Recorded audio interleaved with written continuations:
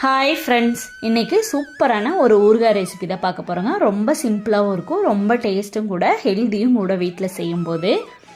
அதுக்கு எலுமிச்சம்பழத்தை நல்லா கழுவி எடுத்துகிட்டு ஈரம் இல்லாமல் தொடச்சி எடுத்துக்கோங்க. ஈரம் இருந்தால் கெட்டு போயிருங்க. நான் இன்றைக்கி ஒரு 12 எலுமிச்சம்பழம் நல்லா பெரிய சைஸில் எடுத்துருக்கேங்க. எடுத்துகிட்டு இந்த மாதிரி 2 கட் பண்ணி உள்ளே இருக்கிற விதையை எடுத்துருங்க. கொஞ்சம் விதைய நிறைய இல்லாமல் இருந்தால் நல்லா கசப்பும் இல்லாமல் டேஸ்ட்டும் நல்லாயிருக்கும். அங்கங்கே விதையும் இல்லாமல் இருக்குங்க. உங்கள் தேவைக்கு தகுந்த மாதிரி சைஸ் கட் பண்ணிக்கோங்க. இப்படி கத்தியால் இப்படி கையாலையும் கட் பண்ணிக்கலாங்க. இல்லை உங்களுக்கு இந்த மாதிரி கட் பண்ணுறதுக்கு கஷ்டமாக இருக்குது அப்படின்னா எப்பயும் வெஜிடபிள் கட்டர் இருக்கும் இல்லைங்களா, அதில் வச்சுட்டு உங்களுக்கு தேவைக்கு தகுந்த மாதிரி சைஸ் கட் பண்ணிக்கலாம். 4 8 இல்லை அதுக்கும் சின்னதாக வேணால் இன்னும் கொஞ்சம் குட்டியாக கட் பண்ணிக்கோங்க. இந்த மாதிரி உப்பு நல்லா ஒரு குழிக்கரண்டியில் ஒரு கரண்டி அளவு சேர்த்துக்கிறேங்க. கையால் இல்லைனா ஒரு அரைப்பொடி அந்த மாதிரி போட்டுக்கோங்க. ஏன்னா உப்பு தாராளமாக இருந்தால் தான் உப்பு நிறைய இருந்தால் தான் கெட்டும் போகாது, ரொம்ப நாள் வச்சுருந்தோம்னாலும். அதனால் உப்பு தாராளமாக சேர்த்திட்டு இந்த மாதிரி நல்லா கலந்து விட்டுருங்க. ஒரு பாத்திரத்தில் போட்டு தட்டு போட்டு மூடிடலாங்க. ஒரு நைட்டு ஒரு பகலும் விட்டுட்டு இந்த மாதிரி எடுத்து பாருங்கள். 1 நாள்லேருந்து 2 நாள் வரைக்கும் நீங்கள் வச்சுக்கலாங்க. இந்த மாதிரி நல்லா ஊறி வந்ததுக்கப்புறம் ஒரு பாத்திரத்தை அடுப்பில் வச்சுட்டு சுத்தமான நல்லெண்ணெய் சேர்த்துக்கோங்க. நல்லெண்ணெய் சேர்த்து நல்லெண்ணெய் காஞ்ச உடனே ஒரு 1/2 ஸ்பூன் கடுகு, ஒரு 1/2 ஸ்பூன் வெந்தயம் சேர்த்துக்கோங்க. வெந்தயம் உங்கள் ஆப்ஷனல் தாங்க.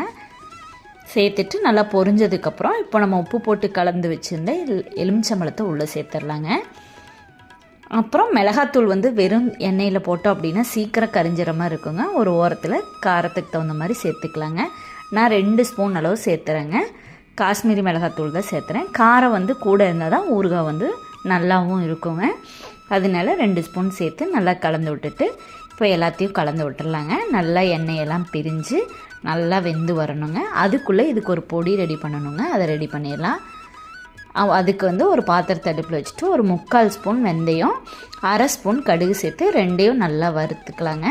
நல்லா பொன்னிறமாக பொரிஞ்சு வந்ததுக்கப்புறம் நல்லா எப்படி டப்பு டப்புன்னு வெடித்து வருங்க. கடுகு எல்லாமே வெந்தயமும் பொன்னிறமாக பொரிஞ்சு வாசமாக இருக்குங்க. வீடே வாசமாக இருக்கும். அந்தளவுக்கு பொரிஞ்சதுக்கப்புறம் ஒரு மிக்ஸி ஜாரில் சேர்த்து நல்லா அரைச்சிட்டு வந்துடுங்க. இப்போ எண்ணெய் பிரிஞ்சு வந்ததுக்கப்புறம் இதை உள்ளே சேர்த்துடலாங்க. நல்லா வெந்து எண்ணெய் பிரிஞ்சு வந்ததுக்கப்புறமா சேர்த்துக்கோங்க.